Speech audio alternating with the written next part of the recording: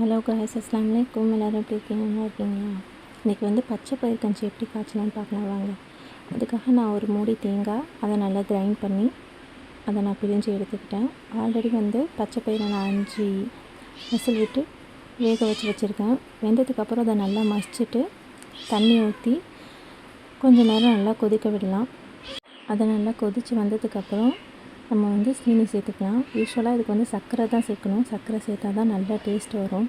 என்கிட்ட சர்க்கரை இல்லாததுனால நான் வந்து சீனி சேர்த்துருக்கேன். சீனி எந்தளவு உங்களுக்கு இனிப்பு தேவையோ அந்தளவு ஆட் பண்ணிவிட்டு தேங்காய் பாலை ஊற்றி இதை நல்லா கொதிக்க விட்டுடலாம். அது கூடவே கொஞ்சம் நான் வந்து சேமியா ஆட் பண்ணியிருக்கேன். தென் ஒரு கடாயில் வந்து ஒரு டேபிள் ஸ்பூன் நெய் ஆட் பண்ணிக்கலாம்.